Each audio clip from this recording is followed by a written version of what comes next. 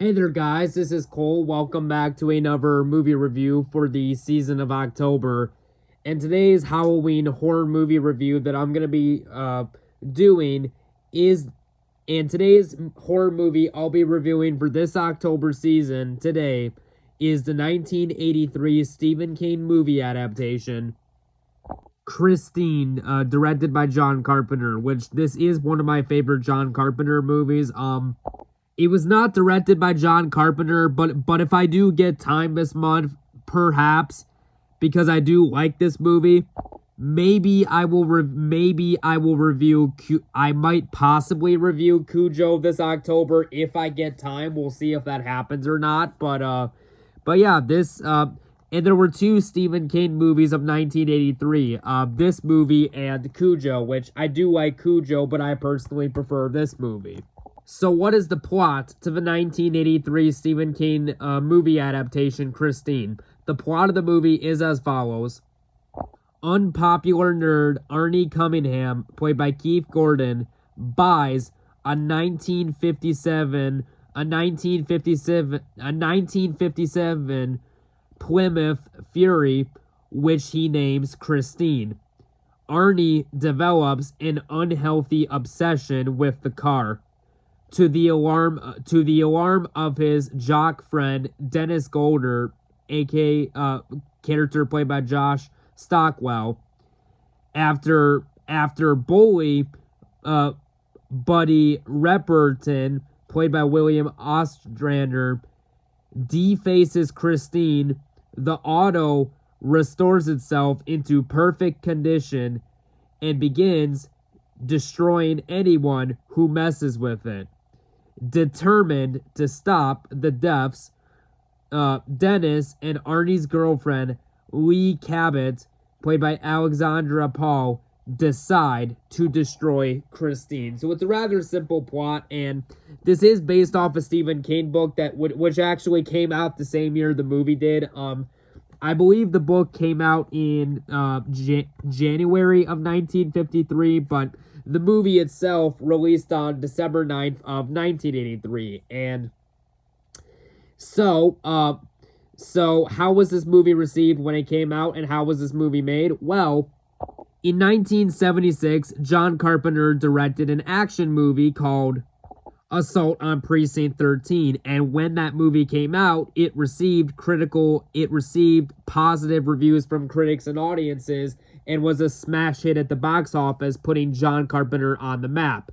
And then 2 years later, on October 25th of 1978, John Carpenter released a little movie called Halloween, starring Jamie Lee Curtis. And when the 1978 movie Halloween came out, it was a big hit at the box office, receiving positive reviews from critics and audiences. And the 1978 movie Halloween, the original, directed by John Carpenter, is considered one of the best horror movies of all time, and it kicked off a massive franchise. And then after that, John Carpenter, he directed a movie after that called The Fog with Jamie Lee Curtis, which was successful. I do like that, although not quite as much as some of his other movies. And then in 1981, John Carpenter directed the popular 1981 action movie, The Thing. No, I almost said The Thing. No, although he directed that movie, but this is a different movie. In 1981, he directed the popular action movie Escape from New York, starring Kurt Russell, which was also a big success. And then in 1982, John Carpenter directed the Kurt Russell movie, The Thing, which now, here's the funny thing about the movie The Thing.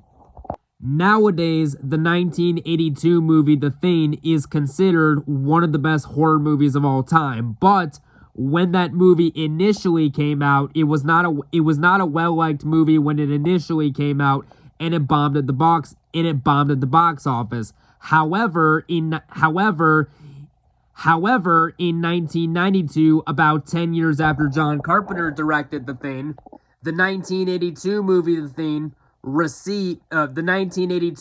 The Thing, 10 years after it came out, received positive reviews from critics and audiences, and The Thing nowadays, rightfully so, is considered one of the best science fiction horror movies of all time.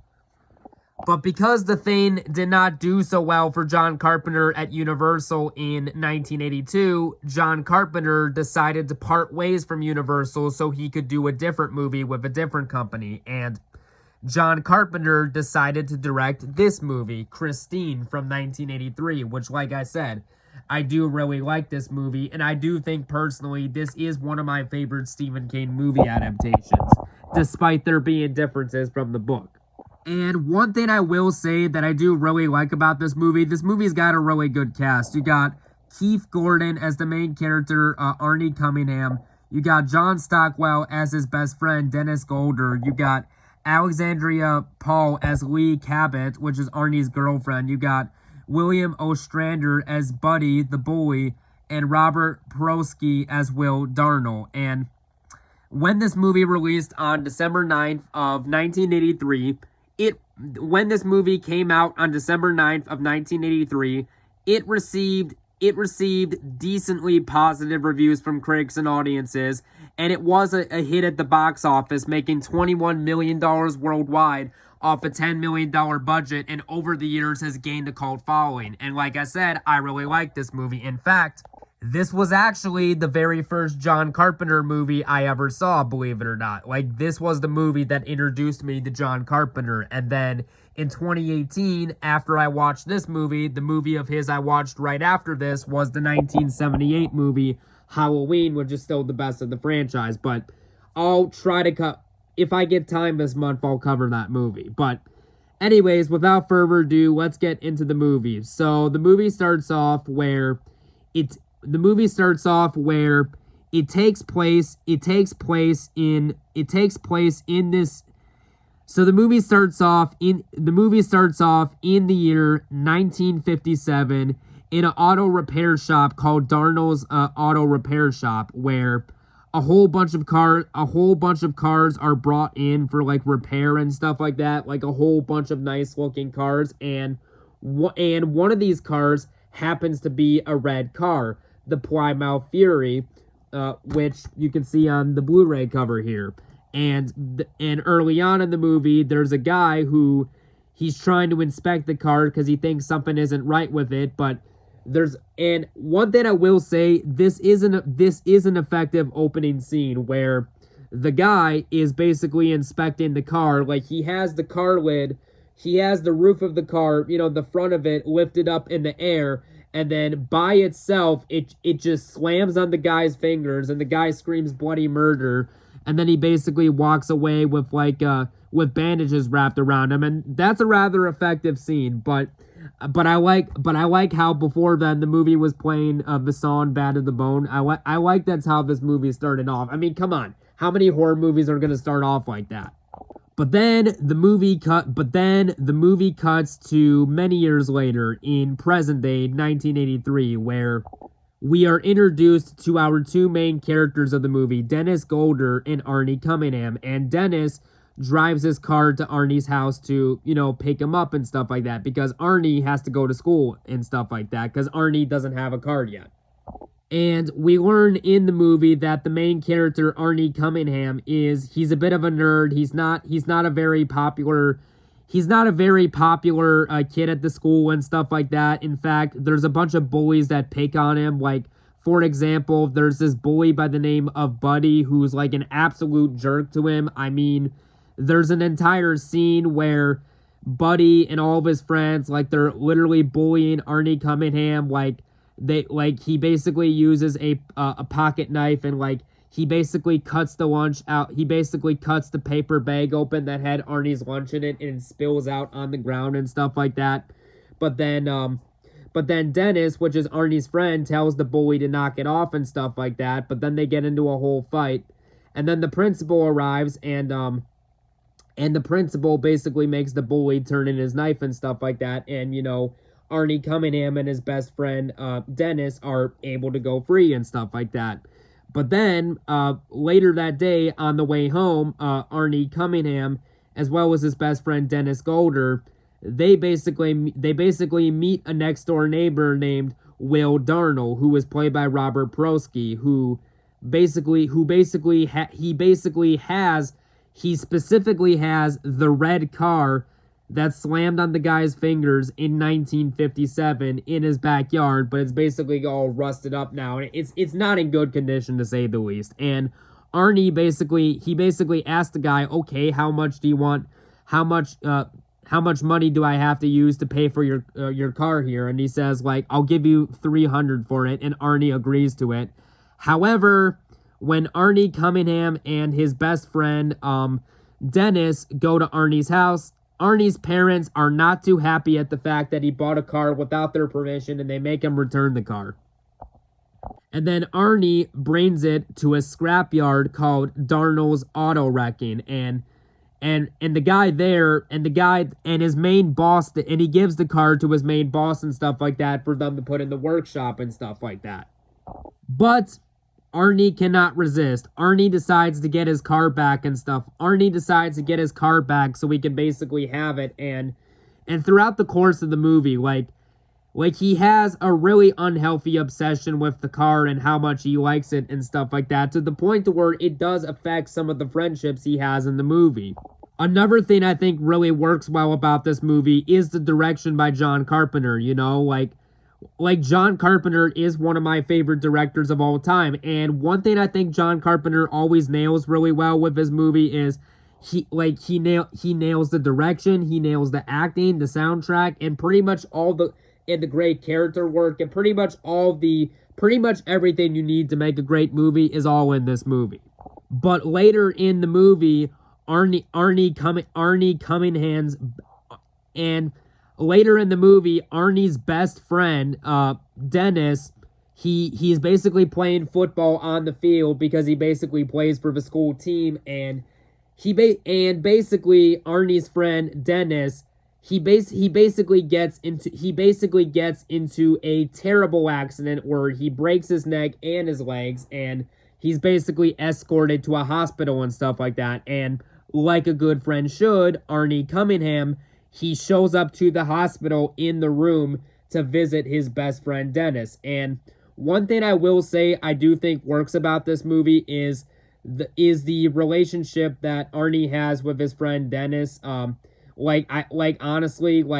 I thought that Arnie Cunningham and Dennis Golder, I thought that they were pretty good characters, and one thing I do think works is that you definitely buy their chemistry, like you definitely believe they're friends, and I think that the actors did a good job playing the characters, especially Keith Gordon, who plays Arnie Cunningham. But then later that night, later that night, the main character of the movie, Arnie, he is basically at the movie theater with his girlfriend, and the girlfriend is she's basically kind of getting sick and tired of hearing him talk about the car and stuff like that. But Arnie, here's the thing though, Arnie starts to notice that like his left windshield is his right windshield, that, you know, the windshields that are on the windshield wipers, like he notices that one of them's working but the other isn't. So Arnie decides to get out the car and investigate. But then when Arnie's car is off, there's a part where the car, it turns on by itself, the radio turns on by itself, and there's a bright yellow light flashing in the car, and Arnie's girlfriend starts to choke, and here's the thing, here's the thing, nobody is choking her, like nobody's grabbing her neck, she's not doing it, it is all entirely on the car, because the car is a haunted car, which I thought was a rather interesting premise for a horror movie. Granted, I get that it's based on a book, and yes, I will say I have read the book, and I will say I do like the book, but I do think this movie is rather good, and I do think this is a rather good movie despite some of the changes that it makes to the source material. But then, you know, not long after that, Arnie Cunningham, he does the right thing. He decides to drive his girlfriend home to her house. His girlfriend's name is Lee. He drives his girlfriend Lee home to her house and stuff like that. And And Arnie, and Arnie's, he's concerned and he's asking his girlfriend, are you okay and stuff like that. She says, I'll be okay if you get rid of that car and stuff like that. And she basically says, the car attacked me. Like, the car did this. Like, she's trying to convince Arnie, but he won't listen because he's too attached to the car. And then later on in the movie, the main bully of the movie, named Buddy Ruperton, he's basically driving his own car, but here's the thing, Arnie's car is driving by itself, like, no one's controlling it, the car's driving by itself, and it decides to chase down, Buddy Ruperton, the main bully, when the bully is inside of his own car and stuff like that. And he thinks that Arnie is the one controlling it and stuff like that. And there's a rather well done scene. Now, granted, it is off screen, but it is rather well done where basically the car it manages to strike down one of the bully's friends, and again, you don't see it on screen, but it is a rather effective scene with the way it's filmed. And then not too long after that, the bully decides to get out of his car, and then the red car itself, the haunted car, Christine, it literally runs over the bully's other car and stuff like that, and it basically also runs into a gas station, and then the red car itself is on fire, and the car is chasing down the bully, and the car successfully strikes down the bully. And I will say, the whole scene where the car is on fire and it's like driving through the gas station, like, that's a rather well done scene. And to be honest, I think that's the scene that I think that's the most well-known scene that people remember from this movie, and rightfully so, because it is an iconic scene. But later that night, the red car called Christine basically drives itself to Darnell's Auto Working, which is where Arnie's boss works. And the car also manages to make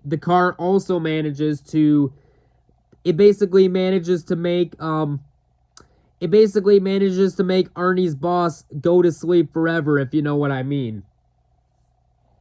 And then the next morning, Arnie decides to arrives at his job, and then the main character, Arnie, he is shocked to find out that the car got to his boss and stuff like that. Like, but here's the thing though, Arnie has no idea that his car is the one who did it, and neither do the cops and stuff like that, but the cops start questioning Arnie and stuff like that.